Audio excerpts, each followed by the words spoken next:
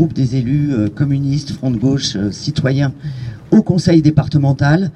Et c'est vrai que chacun d'entre nous, dans nos cantons, nous travaillons notamment avec RESF et avec d'autres, comme l'ASTI, pour venir en aide à tous ceux qui n'arrivent pas à vivre dignement et de manière juste humaine, et qui ont donc des difficultés avec leurs papiers. On en a des témoignages tous les jours, y compris des travailleurs sociaux des collectivités locales qui n'arrivent pas à faire leur travail et qui nous appellent à la rescousse. Donc, je voulais vous renouveler le soutien de notre groupe au conseil départemental dans votre lutte pour la dignité et les droits des personnes étrangères et vous assurer de notre engagement à vos côtés. La situation actuelle est totalement inacceptable. Elle l'était déjà avant la dématérialisation, quand les files d'attente débutaient dès les premières heures du jour, sans même la certitude de pouvoir effectuer les démarches. Elle l'est encore aujourd'hui, malgré cette fameuse dématérialisation, à la seule différence que les files d'attente sont désormais invisibles. Mais dissimuler le problème, ce n'est pas le résoudre. Car la difficulté, voire l'impossibilité d'obtenir un rendez-vous, ont des conséquences directes et parfois graves. Les témoignages que nous avons écoutés nous l'ont rappelé, au plan du travail, au plan de la santé, au plan de la protection sociale, au plan du logement.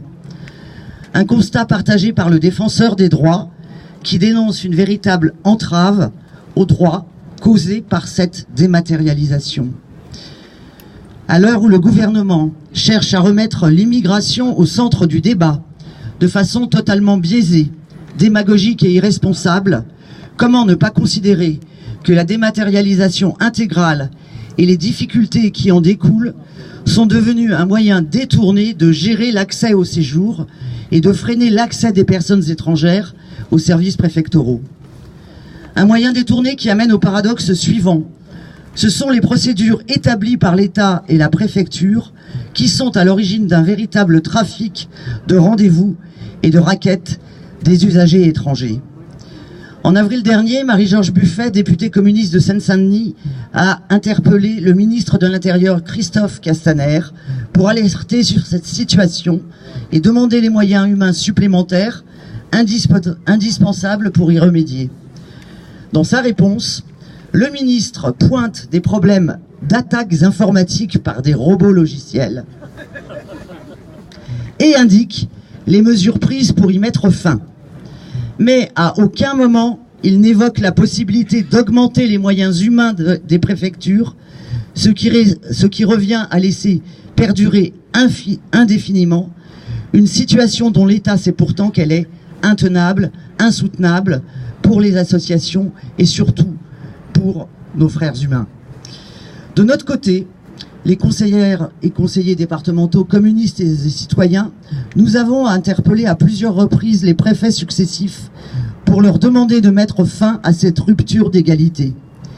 Et cet appel a été renouvelé en juillet dernier, alors que le nouveau préfet de Seine-Saint-Denis s'installait, par mes collègues Pascal Labbé et Abdel Sadi de Bobigny et Noisy-le-Sec, demandant des garanties quant au déploiement de moyens humains supplémentaires pour débloquer la situation, ainsi que des créneaux horaires additionnels.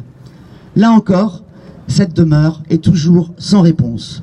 Nous poursuivons donc et nous poursuivrons ce combat à vos côtés pour faire triompher le droit et l'égalité.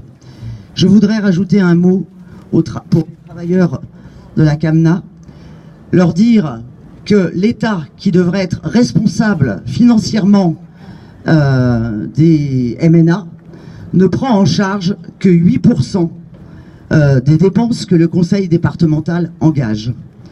C'est terrible. Voilà. Merci à vous. Je vous remercie. Merci Dominique.